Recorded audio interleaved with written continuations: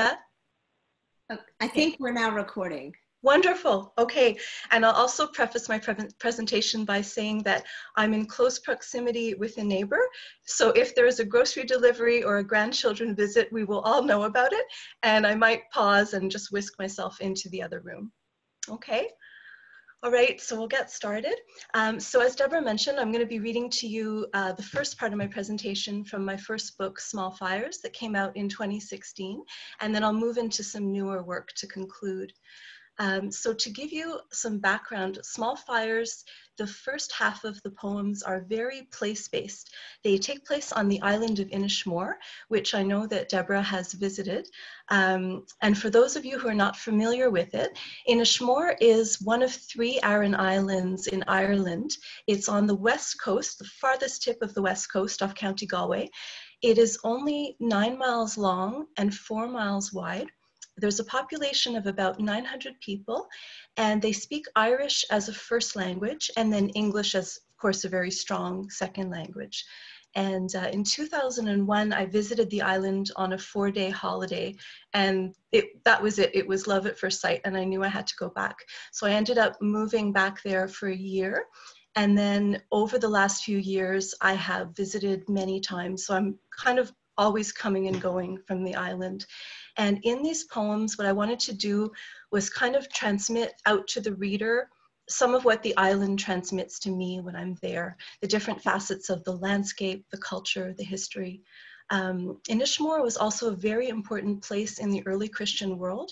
It's a very barren landscape where you can see green fields, flats of limestone, cows, very few trees, dry stone walls, and so every monument that's there kind of jets up from the landscape. So you can see these early Christian ruins dating back from the 6th century, and then going further back, you can see Bronze Age ring forts and dolmens and standing stones. So it's quite a remarkable place historically. So with no further ado, I'm going to take us into the book and into one of those sites. This poem is about an early Christian site. It's called At the Seven Churches, and the place name in Irish, Na Seachta de Temple. Clochan, like a bell turned inward. Sound of the wind in the fields. No prayers, no mass, only cows in the winter making their rounds. We come to kneel at the doorway, to peer into that kind of dark, to think our way backwards, listening.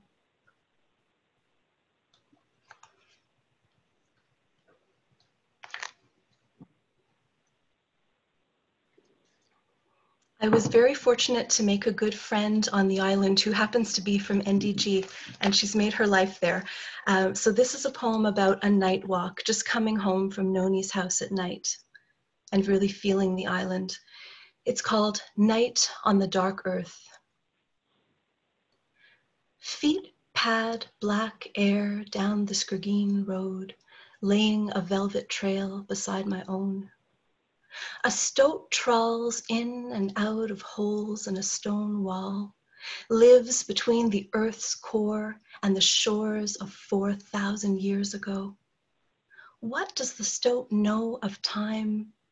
Night is salt and the blood of earthworms bruising on the rain-damp floor. Sniffs the air, flashes down its dark hole where time is stunned asleep beside a pile of bloodied feathers. Dead languages of birds leap out into the frozen night, call the old call to earth's shadowed cell. Night birds flicker through the passages of old men's sleep. Nothing changes. A goat's gold eye strips a hedge. The ivy grows thick. Trees are lungs, gills dripping rain, loneliness a fog to see through, a rain-torn path. A heron lifts its wings, rows through blue-black sky. Slowly, the dark earth turns.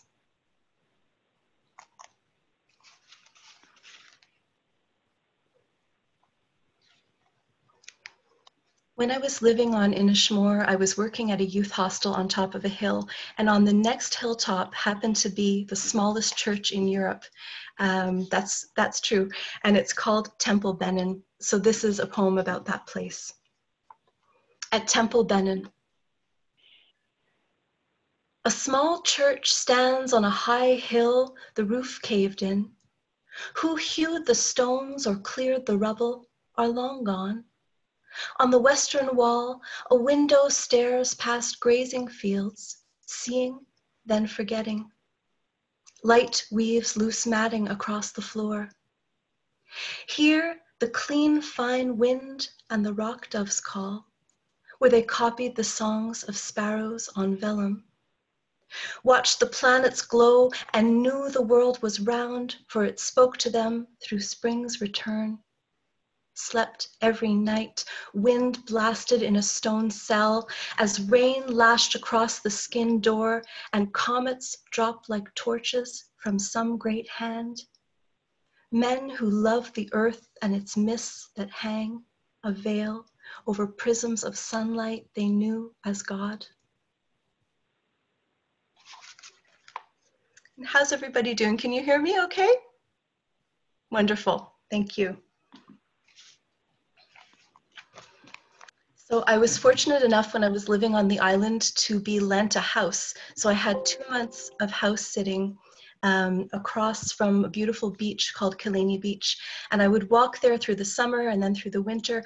And I noticed a woman who would swim no matter what the season and no matter what the weather.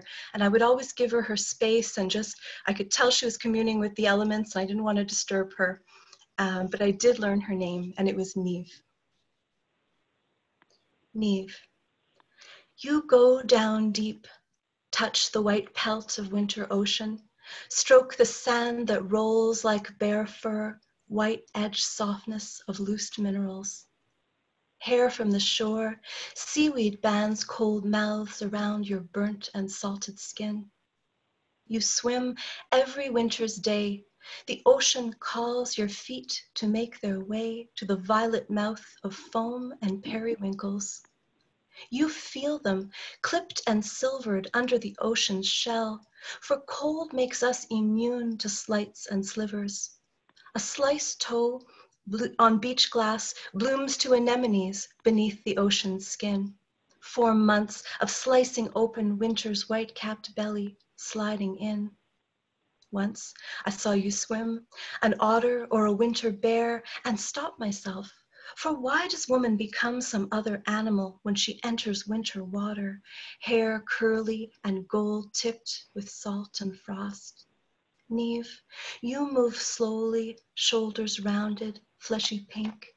And if I painted you another way, if I only said you lived alone, cuticles raw with coal dust, I'd be forcing emptiness into your days that isn't there.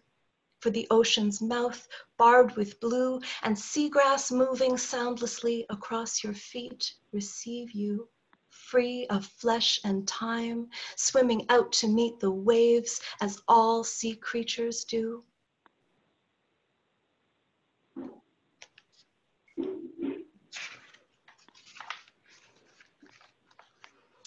Some of you might know the term, I've heard it used a lot in Nova Scotia, to be from away when you're not from a place.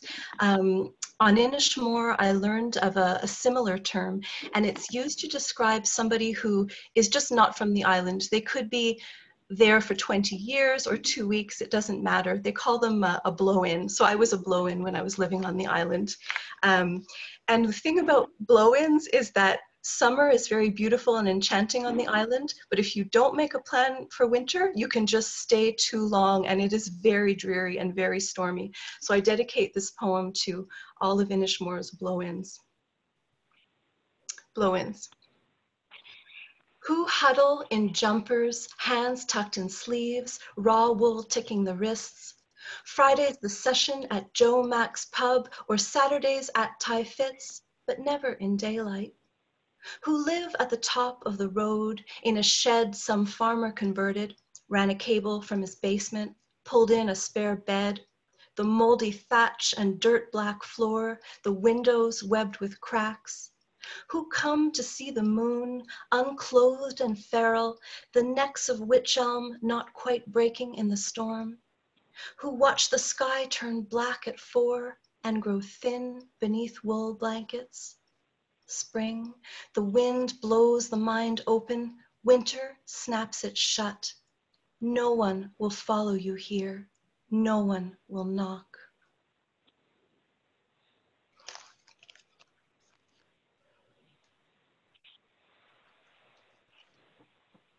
And this next poem is dedicated to my former place of employment on the island, the Aran Sweater Market. It's called Sweater Shop. Come in, dripping. New girl at the cash hardly gives me a glance. Maureen on the phone, the new shipment late, Joyce brewing tea in the staff room. Stone cold of the flagstone floors, how the heat rises to rafters. Liam stacks boxes and talks of school, his arm bruised by the master. Dust climbs the edges of sleeves. Lanolin leaves scent on wool, the animal stain. A video loops all day, how the women here carded their wool, bleached it in basins. Soaked in sheep's urine, the video claims, though Joyce shoots me a look, mouths human. Tourists arrive by the boatload at 10, sift through stacks of traditional sweaters sewn by machine. Neve turns up and unsettles a pile. At noon, a woman walks in from Manister, breathless, a bag of hand-knit socks to sell, hairnet, streaming rain.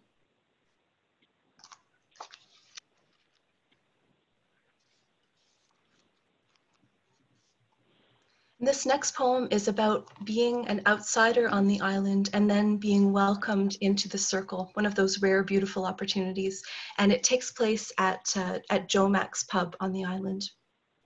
It's called the Balan Player, and the Balan is a handheld drum. The Balan Player.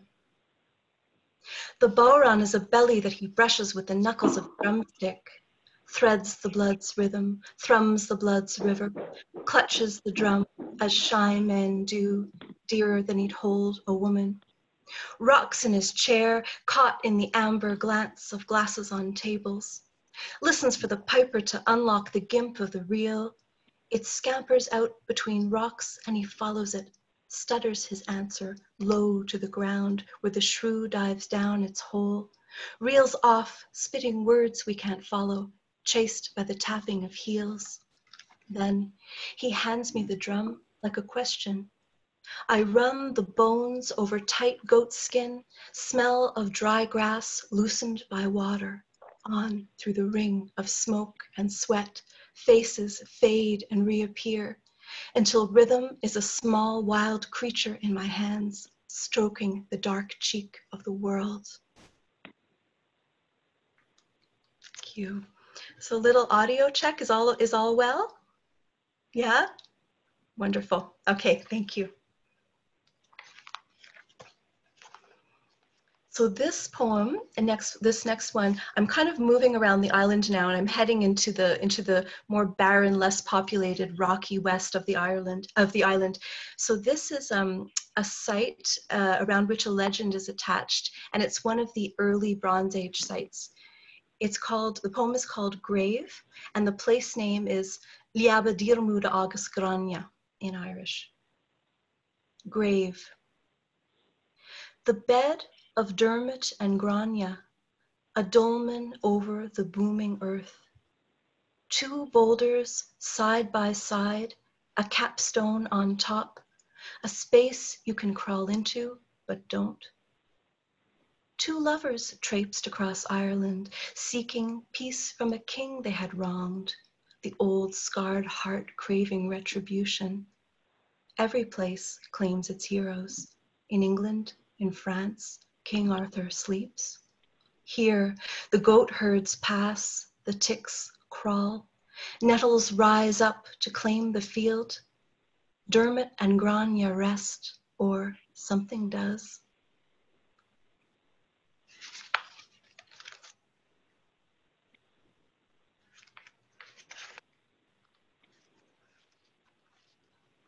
And I'm getting near the end of the Inishmore poems now.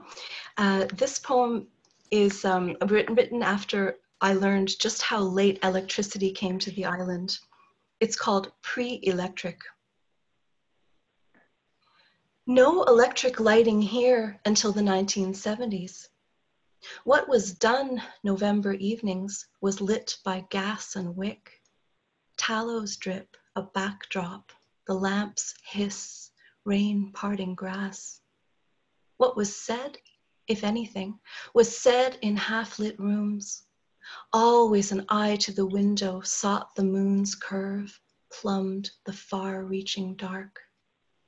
Some nights, the skies over the Atlantic, livid with light, a world kindled from within, and below, the small fires, the turf smoldering.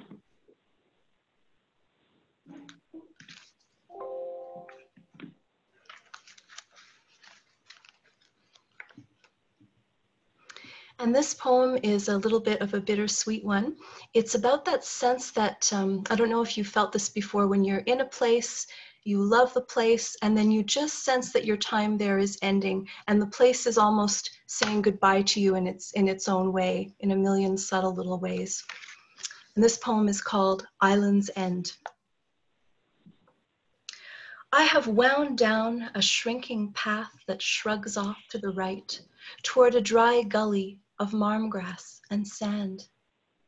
In this pit, old shirts and bottle caps, cans of beer, nights thrown in to summer's fire. Past this pit, the earth caves open, water heaves the sand away, carving passageways through land. Here, the ocean bleeds into a seal gray sky. Bruised clouds float across currents of mist, as if a fist has punched through ice, cold water seeping in. This year, the island turns its face away. Ash dark sand churns back into the surf. Bladderwrack and dillisk lie strewn across the beach. Weeds I learned to name.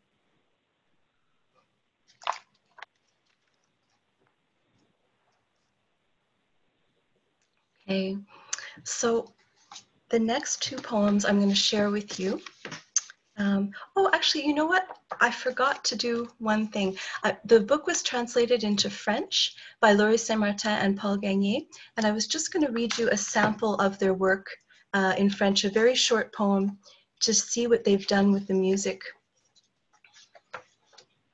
Translating poetry is no easy job, and I was very impressed with what Laurie and Paul did. So this is a small poem, and it's an ode to the wind. It's called Consouffle le vent. Naufrage salin d'œillets marins plaqués au sol en pierre calcaire, récurés par le vent, ratissés par le vent, d'eau ployée l'aubépine. Les clochettes de fuchsia se balancent et sonnent, frissons dans le bosquet d'ormes blancs.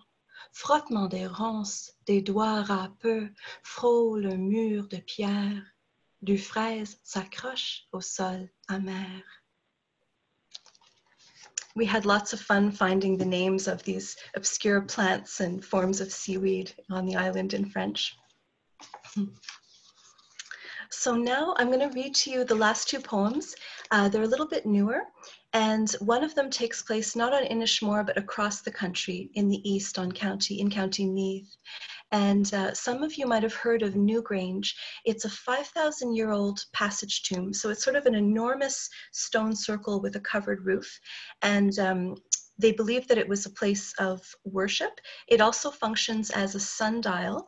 It has a roof box. It's a bit of stone that's cut out, and at the winter solstice, a beam of sun shines directly in and illuminates the chamber where it's believed that the ashes of nobles are held in these urns, which are now shattered, but they're still there in the chamber.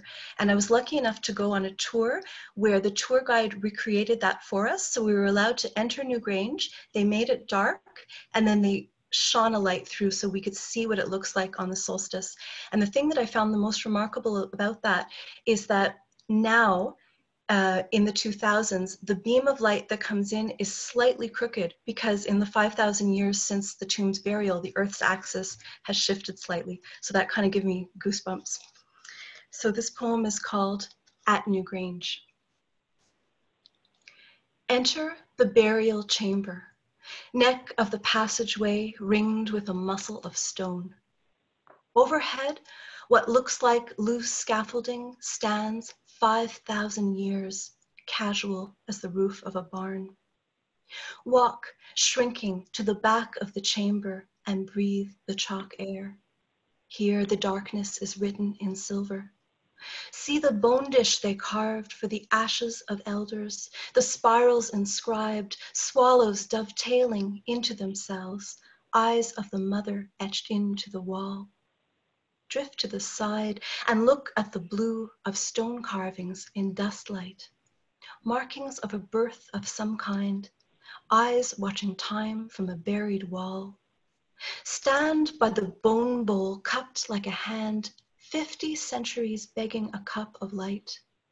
Know the weight of dry ancestors in their cave through rains and moss, the tendrils of sunlight that vanish at the door. Then the sun spears its head against the year's blunt end, needling in through the darkness, lighting the bone jar where ancestors sleep, held up in their cells to drink the thin beam of a winter sun. Who is revived and what is burned before the light recedes, like the voice we hear, dreaming, skulls rimmed with fire, waiting for the light to lift our bones.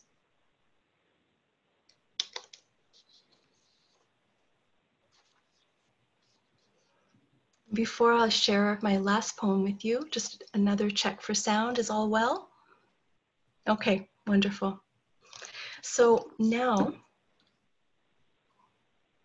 I'm going to jump us forward 5,000 years to contemporary Montreal. This is the first poem I've written since the lockdown, since these difficult times that we're living in right now. And when the lockdown for coronavirus first happened, I let myself take one walk a day. And I live in Mile End, so I would either go north to Little Italy or west into Outremont or east into the sort of factory district. And this poem is kind of a gathering and collection of impressions that I have of our very changed city and the sense of this pause.